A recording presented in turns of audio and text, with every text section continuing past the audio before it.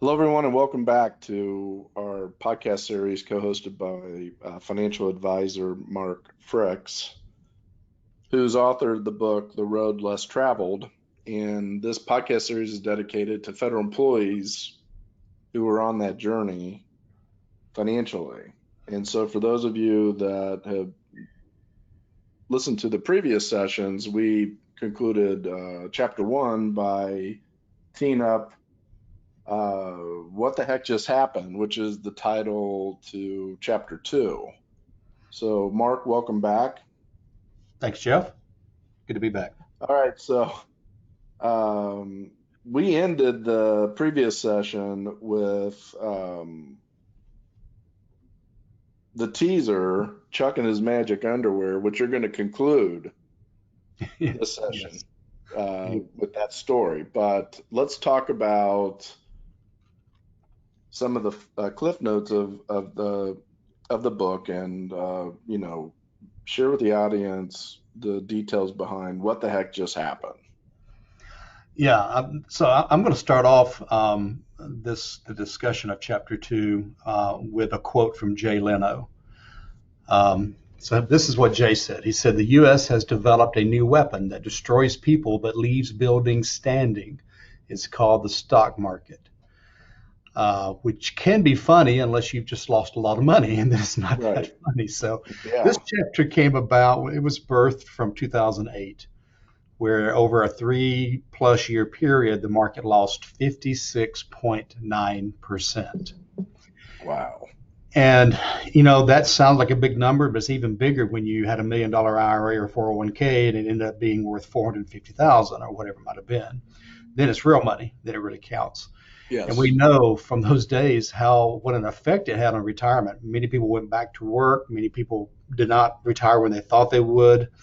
Some because of bad decisions, which one of the bad decisions was moving to cash at the wrong time and then staying in cash for the last 10 years. Also have not recovered. So the problem with the stock market is that not the common man did not participate in the stock market until the advent of the 401k and the IRA, which was 1979. Until that time, the regular middle class person really didn't do a lot of stock market work. The guy that worked at Lockheed or whatever. And so, the stock market was introduced, and they began using different language. Like in the old days, it was we'll take Las Vegas. Used to it was mafia run, and of course it could still be. I don't know, but I mean it was big mafia. It was called gambling. Well, now, you know what they call it, Jeff? They call it gaming. It's now called gaming. So they've taken some of the sting out of it. And so that's interesting. So that's kind of what they've done with the stock market. Now that everybody can be in it, it's like we don't take it quite as seriously. And so I've learned that as a retirement planner versus just an investment advisor, that as we near retirement, we need to treat our stock market money differently. It's okay when you're 25 and 35 years old. You stay with it, you're fine. But if you're 55 or whatever, you're within 5 to 7 years of retirement, it needs to be treated totally different. And then you look at the fact that the volatility of the stock market has increased so much. From 1980 through 1999, it was one general trend, and that was up. And I'm not saying there were blips along the road, but if you look at a graph, it's generally up. You look at the last 20 years now, we've got 6 trends, major trends, up and downs. And so we can't vacate the market in retirement, but we certainly need to treat it differently. And that's part of the strategies that we use as a firm, especially with federal workers, that even though they have a pension and they have Social Security and they have their TSP, they need to understand that their thrift savings plan is not managed. These are index funds that just follow an index. And so you have to understand that if you're the C fund, C as in cat, it follows the S&P 500. So if the S&P 500 loses 26%, guess what you lose? You lose 26%. Right. Am I saying stay out of the C fund? No, I'm not saying that. I'm just saying that, one of the things we do, Jeff, and I'll offer this to our listeners as well, is those that have a short exploratory meeting with us, we will add them to our thrift savings plan email list, and every month we send out recommendations Is it as good as managing it daily? No, but it's certainly better than not doing anything with it at all. So this chapter is all about what the heck just happened in 2008. And here we were floating along. We'd gotten through the tech bubble and lost, 25, 30, 35% or whatever. And we thought we were good for a while. And then wham, we got hit. In fact, they call the decade from 2000 through 2009 or 2001 through 2010 the losing decade. It's only the second time over a 10-year period that we had a losing gains. So anyway, I guess just all that's to be said is that we have to start getting a hold of our money that's in the stock market and having it properly managed one way or the other, or we're going to get slapped back pretty good. And that's what that chapter's about. Is I can remember one time I was playing football. I think I was probably 12 or 13 years old, and the coach decided to try me on at end. I'd been playing linebacker and then a little bit on the defensive line. He put me on the end. He said, all you got to do is take 3 steps forward, turn around, face the quarterback, and tackle whoever's coming at you. I said, I can do that's easy. I can do that. Yeah. So I took my 3 steps out. I turned around, and there come these 2 big old offensive boys. They ran me right over. I said, Coach, I think I want to go back to the line. Yeah, that's what the heck just happened. That's what the heck just happened. Yeah, absolutely. So he didn't explain that part to me. So it's the unexpected, which is why, as a federal employee, you want to make sure that you have a roadmap, which is what we're all about, a roadmap to retirement, because we anticipate that we're going to have a bear market. We anticipate we're going to have a drop in the coming years. And so we use hedging, we use alternative investments, we use hybrid special annuities that won't go down, only go up with the market. There are different tools we have that are really designed for people approaching retirement that will help protect your money. And the main thing we use actively managed accounts, which are basically accounts that are tied to computers that are watched every day by the computer and are constantly making adjustments based on the market. It's part of that plan that we keep talking about. I don't want to keep harping on it, but I'm going to be talking about it every week because it's what the book's about, right? And so, right. And there's something else we forget too. We forget how math works. So let's say you have $100,000, Jeff, and you lose 50%. What is your new account balance? 50,000. Yeah, I didn't tell you there was going to be math today, did I? No, you didn't, but I was sharp enough to figure that one out. Thanks for making it easy. Yeah, I try to make it easy. Yeah, thanks. I need it easy. So you have 50,000. What percentage do you have to make it back to 100,000? Well, I know the answer to this, but if I hadn't taken the course, I would have said, well, common sense would tell me 50%. Right. And that's not true. It's not common sense. It's math, right? Right. It's right. Well, exactly. Yes. Yeah. So what you're telling me is that if I lose 50% of my portfolio, I have to take more risk just to get even? Well, you got to make 100% to get even. Yeah. So how do you do that? Take more risk? You don't have no, more you go to Vegas. You got to go to Vegas at that point. That's right. Good luck with that too, because the house never wins, right? Well, and I think you're using the 2008 as an example, and I remember we were just starting to work with federal employees at that time, and how many people, losing 30-40%, that wasn't an outlier. That happened in the TSP, and people were delaying their retirement. Right. Yeah. And now here we are in year 2020, and you talk about what the heck just happened. In your updated version of the book, I'm sure you're going to address this year. Yeah. Which we were expecting a bear market, but we thought it was still a little bit ways down the road, and we did not realize it would be triggered by COVID-19, an unprecedented occurrence that has taken place, and we're not done with it. Between the fact that the market is still really volatile, it's come mostly back. I think we may be in for a W, the big drop, some recovery, then another big drop. I'm not going to promise that, but I also know we just printed $2.6 trillion worth of money. Wow. And probably going to print another half to 1 trillion. Mm-hmm. And that will affect the market. It will affect the value of the dollar. I mean, the market can go up all at once, but if the dollar is devalued by half, it's a false reading. Um, so there's other special things that we're doing to avoid that as well. But I don't think we're out of the woods yet. And so anybody listening that has money in the TSP or has money in the stock market anywhere, find a fiduciary, whether it be us. I mean, if you're a federal worker, certainly we are a great choice because I don't know if you know this, Jeff, or not, but our designation for working with federal workers is only 5 people in the state of Georgia that have it, and only 25 people in the Southeast that have it. Now, I'm not saying you don't know anything about federal if you don't have the designation, but you can be sure that you do if you have it. And so make sure you find the right individual. But yeah, it was quite a happening in 2008. Right now, we don't know where we're going to end up. But it's something you need to have a plan for, and that's part of that retirement roadmap. Well, before we get into Chuck, um, what are you when somebody reaches out to you? What's the step your firm takes? Let's say somebody's listening and like, I got my TSP, I don't know how I'm allocated. Before we share the story to conclude this session, what are the steps that you take initially with a new federal employee?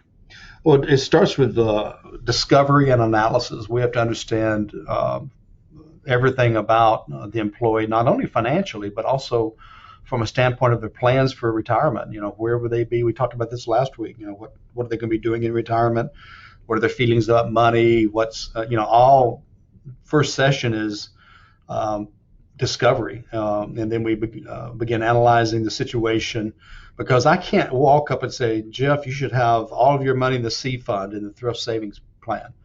I don't know anything about you. That's like you walking up and me telling you as a doctor, hey, I'm gonna put you on high blood pressure medicine. I haven't even taken your blood pressure yet, and yet, Right. well, most of my patients are on it, so I'm gonna put you on it as well.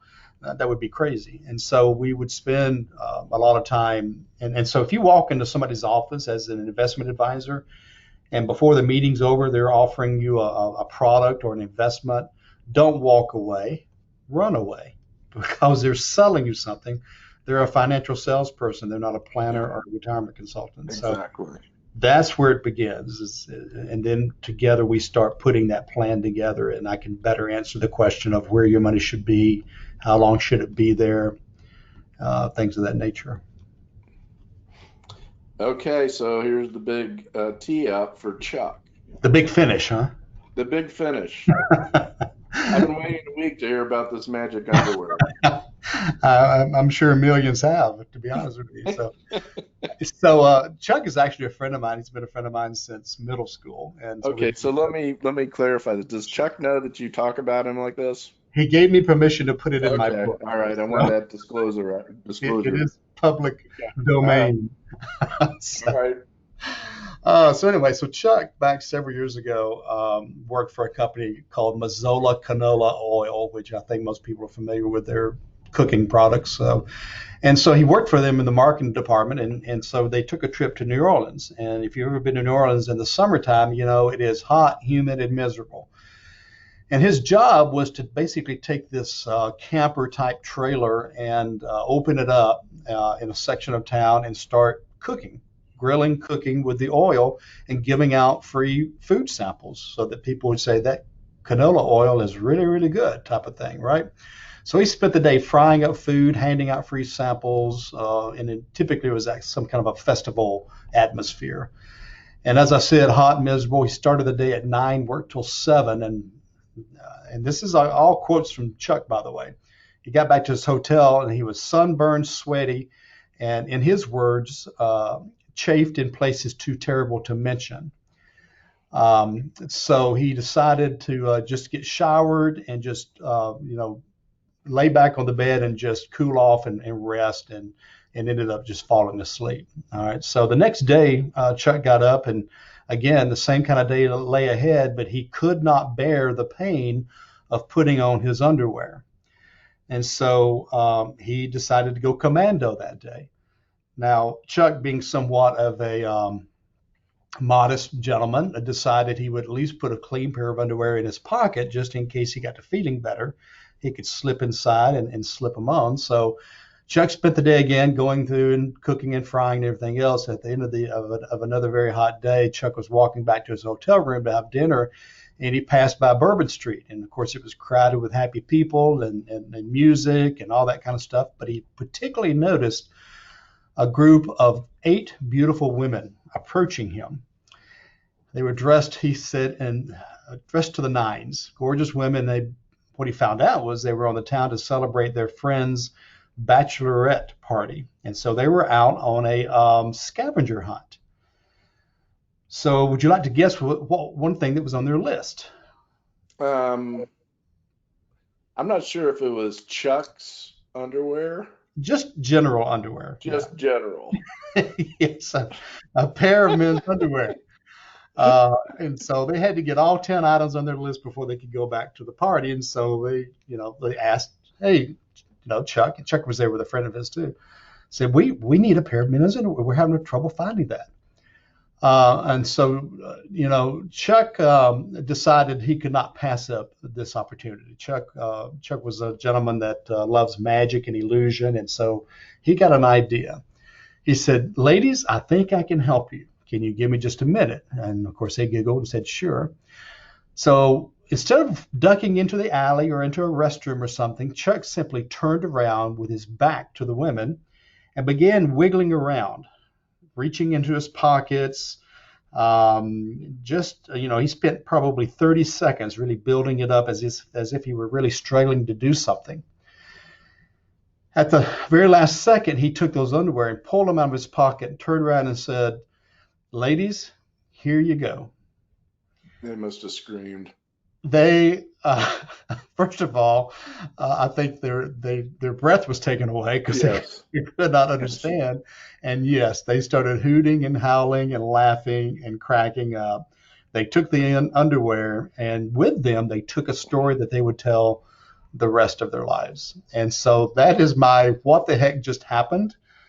Um, which I think is a great example of that. Yeah. So, wow, that is the road less traveled. Well, I don't know that that's the road less traveled, but it's, Yeah. I think it does illustrate chapter 2 very well. What the heck just happened? So I wasn't sure what to expect with this story, but it actually turned out better than I anticipated. So well, I kept it clean, right? Yeah, you did. Yeah. So my question as we wrap up, I think, if there is an underwear Hall of Fame out there, Chuck's should be in there, maybe signed. Well, wherever they may be, right? Yeah. So, wow. Okay. I'm almost fearful to ask, but what are we going to talk about next week? Well, I was so busy thinking about Chuck's magic underwear. I'll have to look. Okay, so I'll give you a second. Yeah. Well, next week we're going to talk about what color is your money. Money. Okay, good. Color is your money, and there's actually 3 different colors of money. So we're going to talk about the 3 colors of money and what that means when it comes to retirement planning. Okay. So, all right, as we wrap up, how does somebody that's listening in or join us on YouTube, how can they find you if they'd like a consultation and have questions? The easy way is the World Wide Web, as we like to call it. Just go to masterplanretire.com. That should be easy to remember or jot down. Masterplanretire.com, all one word. And that will give you a place to schedule. You can actually push a button and get an appointment. My calendar pops right up. It has has our phone number, of course, or it has a place you can email us. So that's a great place to go and find out more about what we do. If you're maybe driving around, well, not if you're driving around, you shouldn't text, but if you have your phone with you, you can actually text the word master plan to the number 21,000, 21000, the word master plan, and our contact information will pop up within about 10 seconds. So that's two great ways to find us. We're also, on many podcasts. We can, I think, find through some of your sources as well, Jeff. But that would be my best suggestion. Okay. So you can also, if you do book a meeting, I don't want to speak for you, but my understanding is they would get a copy of your book. Right. As well as anywhere from 6 to 10 reports that we can run for you that will tell you everything from are you going to run out of money before you run out of life, to what would a bear market do to you, to what would a tax increase do to you, when should you take Social Security, should you take Survivor on your FERS pension, which Survivor should you take, should you keep your federal health benefits, should you keep the FEGLI, federal life insurance. I mean, we'll what do you call it? In inundate, inundate. Inundate. Thank you very You'll much. inundate. Yeah. I'm still Once I struggling get past, from Chuck's underwear, but well, I get past inundate. two Yeah. syllables, I struggle. You threw me some curveballs today. I had to do some math. I had didn't know where the underwear story was going. Then I have to pronounce a word. So I know, and that math yeah, stuff that's messed you up okay. at the beginning. That's So okay. yeah, Um, so they'll get a signed copy of my book as well as all of those reports, and that is all complimentary. And if it helps you and you walk away, we are happy. If you look at that and say, these guys can help me, then we'll talk about how we might can help you. and you can also find Mark's book on Amazon, The Road Less Traveled, Mark Fricks, Fricks. And as Mark did mention, you can go to our website, fedchecklist.com. There are 12 questions you need to have answered before you retire as a federal employee. We've had some great response to those questions. It's imperative that you be thinking through it and just checking these boxes off. Sometimes there's some things slip through the cracks, and when you're retired, you can't go back. Yep. And you can also download a retirement report that has a worksheet and budget that could help you prepare for your meeting with Mark. So, Mark, great session. Thank you. Yes, sir. Thank you for being here with me and helping us out, and we appreciate all you do for us. You got it. So we'll be back next week. So look for the upload. And this concludes our session today. Take care, everybody. Take care.